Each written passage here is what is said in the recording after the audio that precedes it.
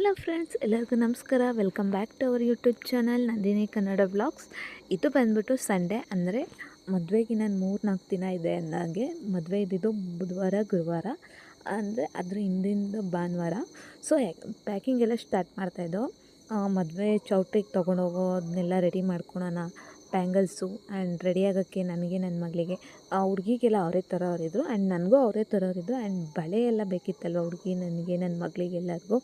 So ಅದನ್ನೆಲ್ಲ pack ಮಾಡ್ತಾಯಿದ್ದು. And ಡ್ರೆಸ್ಸಸ್ಗಳು ಹಾಕ್ಕೊಂಡು ಹೋಗುವಂಥದ್ದು, ಅಲ್ಲಿ ಇಲ್ಲಿ ಹಾಕ್ಕೊಳೋ ಅಂಥದ್ದು. ಅವತ್ತು ಅರ್ಜೆಂಟಲ್ಲಿ ಎಲ್ಲ ಮನೇಲೇ ತುಂಬ್ಕೊಂಬಿಟ್ಟಿರ್ತಾರೆ.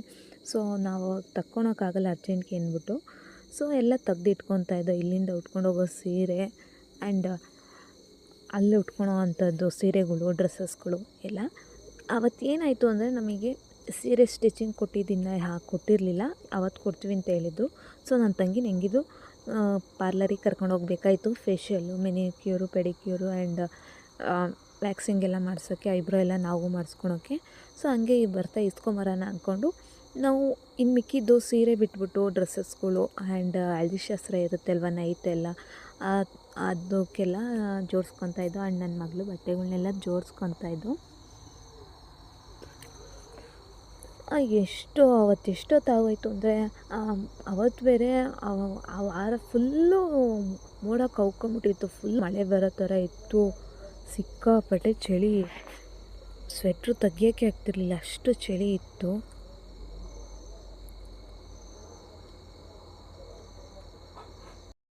ಆ್ಯಂಡ್ ನಮ್ಮ ಮೇಕಪ್ ಸೆಟ್ಗಳನ್ನೆಲ್ಲ ಜೋಡಿಸ್ಕೊತಾಯಿದ್ದೋ. ಮೇಕಪ್ಗೆ ಏನೇನು ಬೇಕು ಎಲ್ಲ. ತುಂಬ ಟೈಮ್ ಆಗೋಯಿತು. ಅವತ್ತು ಹಿಂದಿನ ದಿನ ಎಲ್ಲ ಮಾಡ್ಕೊಳೋಣ ಅಂದ್ಬಿಟ್ಟು ಹಂಗಂಗೆ ಟೈಮ್ ಕಳೆದೇ ಹೋಗ್ತಿತ್ತು, ಟೈಮೇ ಸಿಗ್ತಿರ್ಲಿಲ್ಲ. ಸೊ ಅವತ್ತು ಭಾನುವಾರ ಮಾಡ್ಕೊಂಬಿಡೋಣ, ಇನ್ನು ಟೈಮ್ ಸಿಗೋಲ್ಲ ಅಂದ್ಬಿಟ್ಟು ಮಾಡ್ಕೊಳಕ್ಕೆ ಸ್ಟಾರ್ಟ್ ಮಾಡಿದ್ರು. ಎಷ್ಟೊತ್ತಾಗೋಯ್ತು ಗೊತ್ತಾ? ಅದೇನೆ ಬಳೆಗಳು, ಸರಗಳು ಆ್ಯಂಡ್ ಒಡವೆ ಸೆಟ್ಗಳ್ನು, ಮೇಕಪ್ ಸೆಟ್ಟು ಎಲ್ಲ ರೆಡಿ ಮಾಡ್ಕೊಂಡು ಅಷ್ಟೇ ಸಾಕಾಗೋಯಿತು. ಆ್ಯಂಡ್ ಹುಡ್ಗಿನ ಕರ್ಕೊಂಡು ಹುಡ್ಗನ ಮನೆಗೆ ಹೋಗ್ತಾರಲ್ವ ಮದುವೆ ಆಗಿದ್ದ ದಿನ.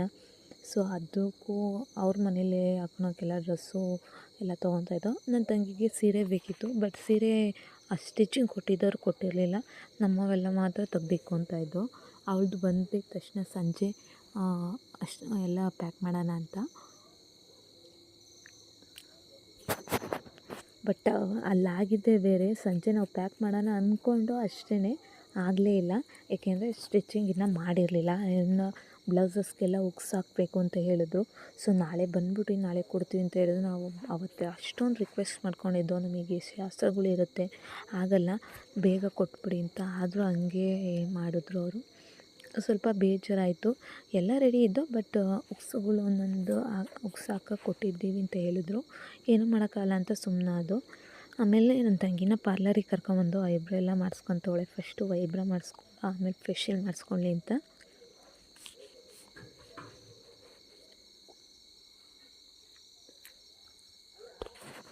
ಐಬ್ರೋ ಆದಮೇಲೆ ವ್ಯಾಕ್ಸಿಂಗ್ ಮಾಡಿಸ್ಕೊತ ಇದ್ದಾಳೆ. ವ್ಯಾಕ್ಸಿಂಗು ನಮ್ಮದೇನು ಪ್ಲ್ಯಾನ್ ಇರಲಿಲ್ಲ. ವ್ಯಾಕ್ಸಿಂಗ್ ಏನು ಮಾಡಿಸೋದು ಬೇಡ ಅಂದ್ಕೊಂಡಿದ್ದು. ನಾವು ಡಿಟ್ಯಾನ್ ಮಾಡಿಸೋಕ್ಕೆ ಹೇಳಿದ್ದಿದ್ದು.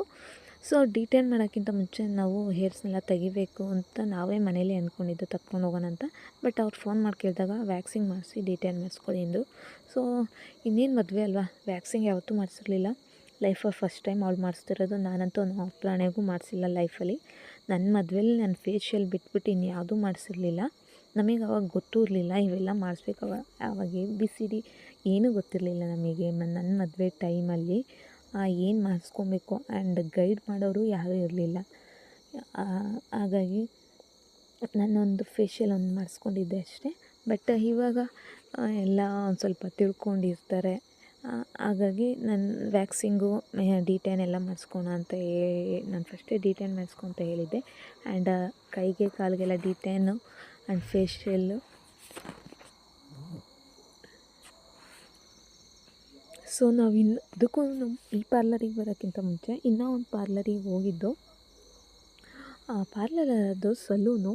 ಸೊ ನಮ್ಮ ಗುಬ್ಬಿಲೇ ಇದೆ. ಸೊ ಅಲ್ಲೋಗಿ ಕೇಳಿದ್ದು, ಅಲ್ಲಿ ತುಂಬ ಎಕ್ಸ್ಪೆನ್ಸಿವ್ ಇತ್ತು ಎಲ್ಲ. ಅಲ್ಲಿ ಬೇಡ ಅಂದ್ಬಿಟ್ಟು ನಾವಿಲ್ಲೇ ಮಾಡಿಸ್ತಾಯಿದ್ದೀವಿ. ಅಲ್ಲಿ ಒಂದು ಫೇಶಿಯಲ್ಗೆ 3,000-4,000 ಹೇಳ್ತಿದ್ರು. ಅವಳಂತೂ ವ್ಯಾಕ್ಸಿಂಗ್ ಮಾಡಿಸ್ಕೊಳೋವಾಗ ಫುಲ್ಲು ನೋವಾಗ್ತಿತ್ತು. ಸೊ ಅಲ್ಲಿಂದ ಬಂದು ಫೇಶಿಯಲ್ ಮಾಡಿಸೋದು ನಾನು ವೀಡಿಯೋ ಮಾಡೋಕ್ಕಾಗಲಿಲ್ಲ, ಯಾಕೆಂದರೆ ನಾನು ಬ್ಲೌಸಸ್ ಹೋಗೋಣ ಅಂತ ಬಂದೆ. ಅಷ್ಟರಾಗೆಲ್ಲ ಮಾಡಿಬಿಟ್ಟಿದ್ರು. ನನ್ನ ಮಗಳು ಪಾನಿಪುರಿ ತಿನ್ನಬೇಕು ಅಂದ್ಲು, ಅಲ್ಲಿ ಕರ್ಕೊಂಡು ಏನು ಬೇಕು ನಿಮಗೆ? ಪಾನಿಪುರಿ ಆಮೇಲೆ ಸಾಕ ಎಲ್ಲೋಡ. I love you very very much.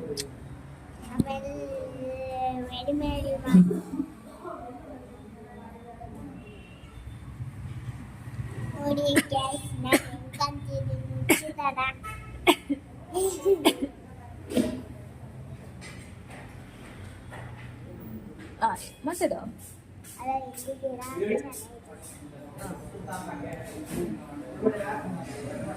ಆಮೇಲೆ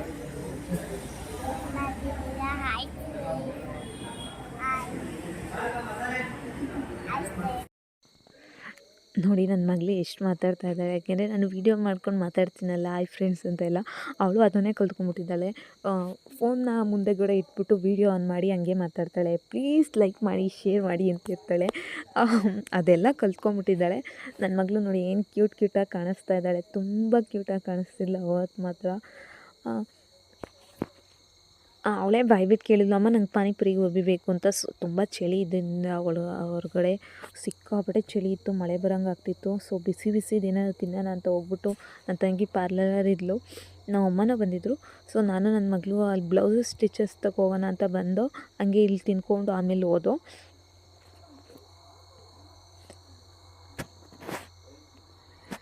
ಸೊ ಅವತ್ತು ಆಗಿದ್ದ ಕೆಲಸ ಅಂದರೆ ಅರ್ಧಂಬರ್ಧ ಬಟ್ಟೆ ಜೋಡಿಸಿದ್ದಾಯ್ತು ಅಷ್ಟೇ.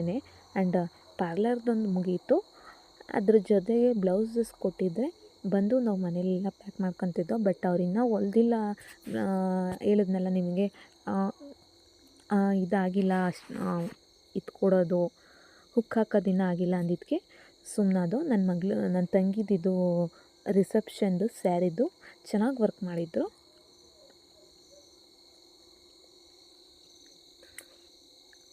ಎಲ್ಲ ಒಂದೇ ಸರಿ ತೊಗೊಂಡೋಗ್ತೀವಿ ಅಂತ ಬಂದು, ಅದಾದಮೇಲೆ ನಾವು ಬರ್ತಾ ಹಂಗೇ ಬ್ಯಾಂಗಲ್ ಸ್ಟೋರ್ಗೆ ಹೋಗಿ ಬಂದಿದ್ದೋ. ಅವತ್ತೆಲ್ಲ ಹೋಗಿ ಬ್ಯಾಂಗಲ್ ಸ್ಟೋರಿಗೆ ಬಂದಿದ್ದೋ.